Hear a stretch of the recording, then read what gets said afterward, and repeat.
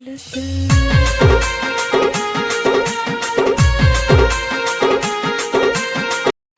खरा करुचे जे मन के मन आचार बनाबे खराती सुखाबे एटा देखुन मोर हे गला न होम मेड पूरा देसी स्टाइल रे नुनिया आचार कुरा कुरी करी पूरा आम के पूरा कुरी दे छे आ ई आचार भी बनै छे आ फास्ट टाइम बनै छे केनता लागबा जे 2 दिन खराती सुखाला परे जना जिबा देखुन खराती के देखिए देसी। वेलकम टू माय ब्लॉग केनता अच्छा संग माने कोचाम का जे नौछे काना बनौछे आपण माने वीडियो रे देखि परि जानि पारुथि काहे कि मैं स्टार्टिंग में बते दै छे कि बनौछे पूरा आमरा नुनिया आचार जेनटा कि सुरसो बेसार दे करी मैं बनौछे आर फर्स्ट टाइम बनौछे बाकी आपण मानक टिके शेयर नहीं कले मते भल नहीं लागे का काहे कि आपण मानक मैं सब जिनिस शेयर करसी आरो देखुन पहला इटा आम के मैं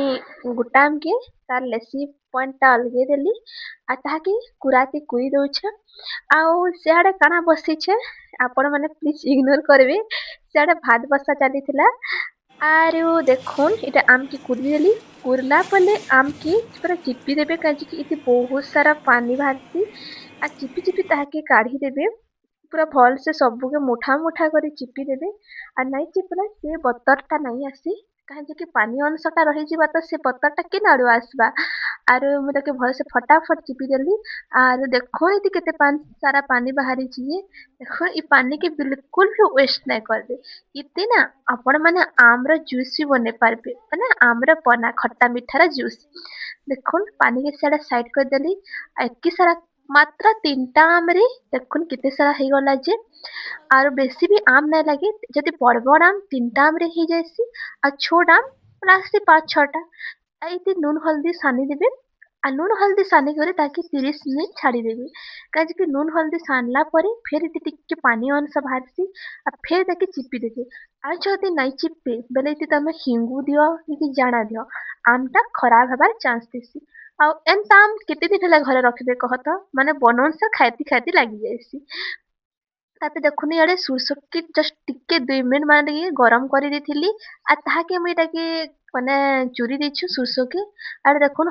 30 मिनिट गला पर मैं चेक कला पर देखली देखुन केते पानी बाहर छे से पानी के काढ़ी देली चिपी चिपी तापर दे मिर्चा गुण तापर याडे मैं जीरा पानमुरी आर सुखा लका भाजी करी चूरी थिली से मसला दे देली आरो दे देली मैं याडे सुरसो जेनटा चूरा हेतला तार छाले के टिके साइड कर देली आ सुरसो के दे देली बेसार के आ बेसार रो आचार बहुत ही भल लागसी आपण माने परोटा पखाले भाते मुढ़ी रे सबु रे खाई पारे देखो ताके सबु के सानी देमी आर इति नून तो ऑलरेडी देथिली आधा बार के नहीं पड़े तार पर याडे आपण माने हिंग देबाटा नहीं भूलबे हिंगू तो बहुत जरूरी है तापर हिंगू के मैं बाहर कर दउ छे देखुन हिंगू भी दे देबे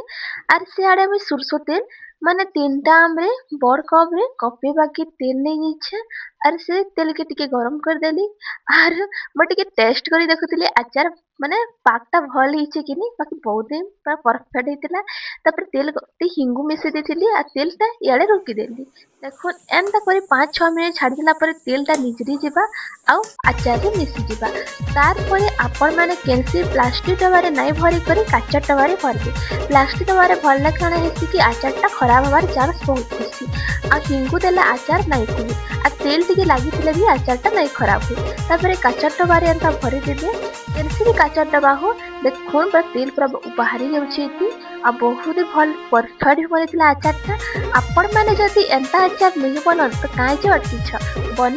ट्राई कर आरो बहुत ही भल लागुथि DJ Sahu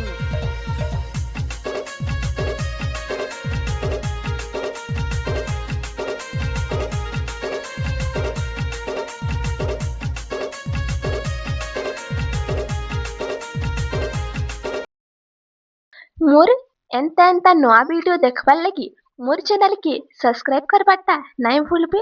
और वीडियो के लाइक करबे शेयर करबे कमेंट करबे रहुचे जुहार जेमा समले आशा करूचे मोर वीडियो ଆପଣମାନଙ୍କୁ ବହୁତ ହି ଭଲ ଲାଗୁଥିବ। ତାହେଲେ ଅଟକିଛନ୍ କାଏଁ ଯେ? କମେଣ୍ଟ ପ୍ଲିଜ୍ କରିଦିଅ।